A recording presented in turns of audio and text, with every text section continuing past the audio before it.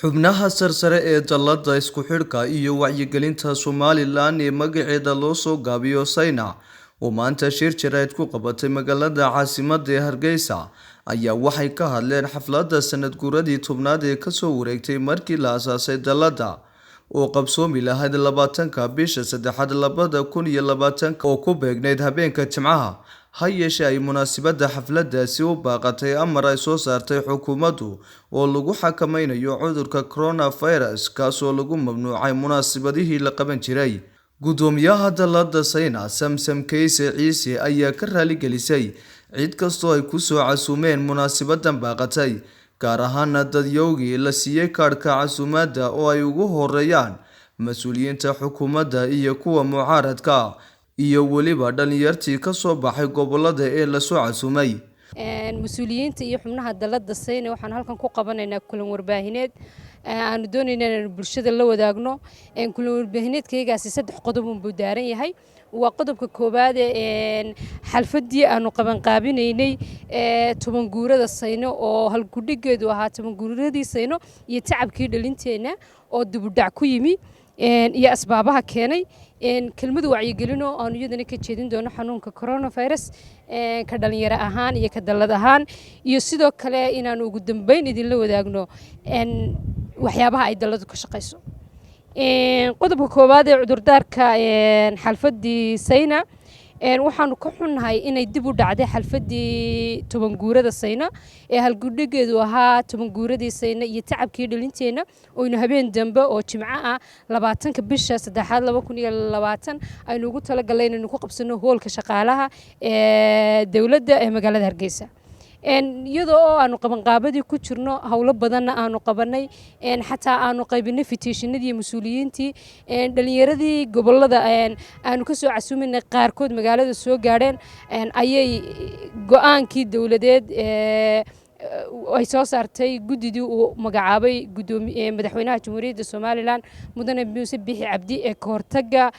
xanuunka coronavirus ay go'aan soo saartay ah in 19 wixii ka dambeeya aan madal la isugu iman karin xalfadana la qaban karin. shirkii ay dalladu isugu timi xog waraysi dheer kadib waxaan u aragnay inay tahay danta iyo dadka dalkuba ay ku jirto in la kala maqnaado xalfadaha iyo dhammaan la joojiyo. marka ujeedada u weyn ee aan u joojinay xalfadii taas ay ahayd. haddaba waxaan ka raali gelinaynaa dhalinyaradii aanu gobolada ka soo casuumaynay kuwii magaalada gudaheeda nooga imanayay iyo mas'uuliyiintii aanu fitiishinada iyo casuumadda u geynay dib u dhaca ku yimi ayaanu ka raali gelin doonaa. xubnaha sarsare ee dallada Sayna oo iyaguna hadalka iska daba qaatay ayaa waxay ka hadleen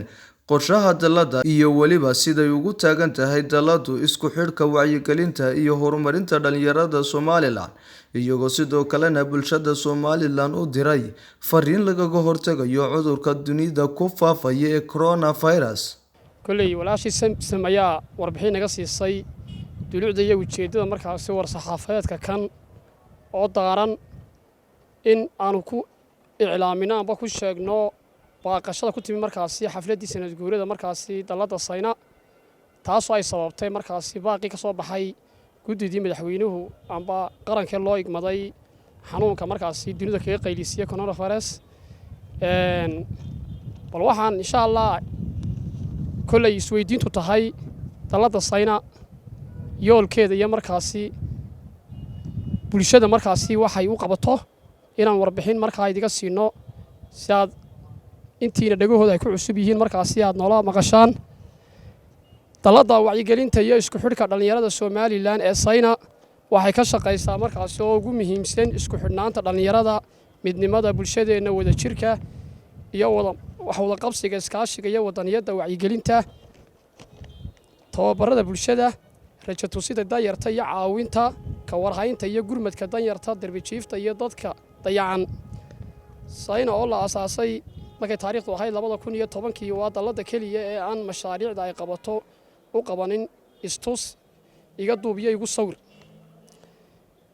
ee ku shaqeysta markaasi dar Ilaahay isla markaasna jecel in wada jir danyartu dar Ilaahay markaasi ugu wada shaqeyso sidoo kale aan ka harin ka qayb qaadashada arrin kasta oo khayriya oo xubnaheeda iyo dhalinyarada kale ee aan ka tirsanaynba ay keenaan fikradda amba fulinteeda. Sayna waa dallad aan cid kale lahayn dhalinyarada Somaliland oo dhan u furan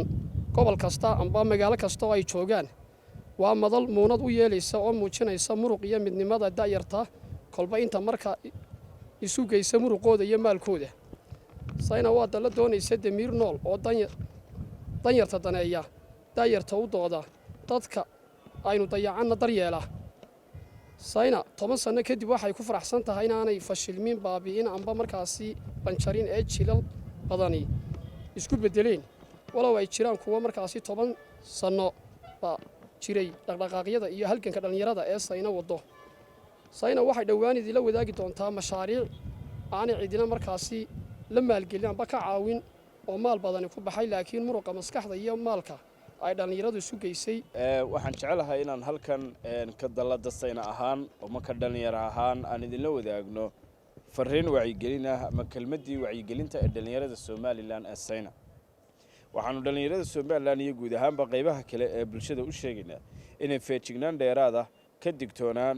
digtoonaan iyo fayadhowr fara badan la yimaadaan maadaama uu xanuun halis badan oo caalamka kaga qaylisiiyay si xawaare leh ugu fidayo caalamka isla markaasna uu siyaabo fudud ku fidayo oo uu ku dhalanayo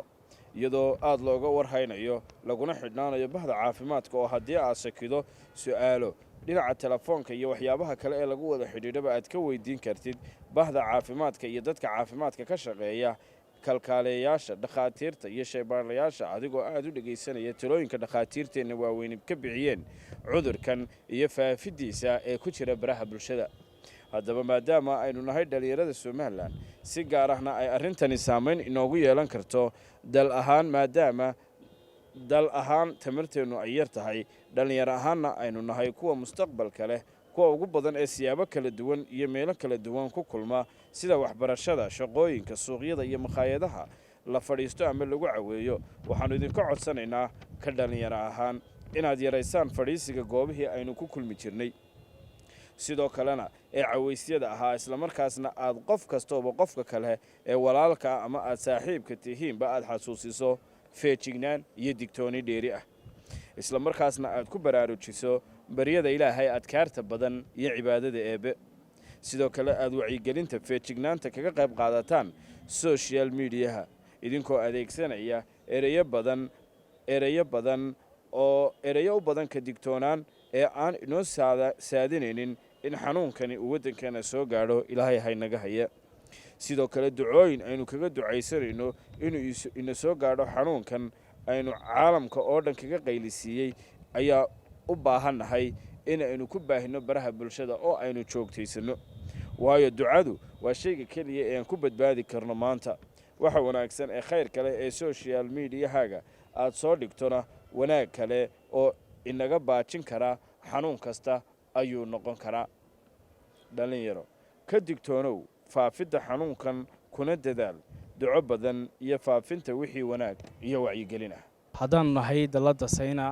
waxaanu halkan baaq u jeedinaynaa dhammaan ummadda Soomaaliyeed muwaadin adiga ka mas'uula nadaafadaada adiga ka mas'uula caafimaadkaaga adiga ka mas'uula bulshada caafimaadkeeda iyo dhammaan caafimaadka dalkaaga waxaan kugu baaqaynaa in aad ilaaliso sidoo kalena ka taxadirto waxyaabaha halista ku keeni kara muwaadin ka dhowr afkaaga gacantaada isla markaana gacmahaaga si wacan u dhaq oo nadiifi fariinta dalada sayna muwaadin waxaynu wada ogsoonahay xanuunkan caabuqan dunida saameynta ba'an ku sameeyay inuu si degdeg ah oo dhaqso ah u faafi karo dhammaan waxaan ugu baaqaynaa dhalinyarta dadka waaweyn cid kasta oo bulshada kamid ah inay aad uga taxadiraan haddii qof kamid ah qoyskaaga amba saaxiibada aanu gacanta kugu salaabin fadlan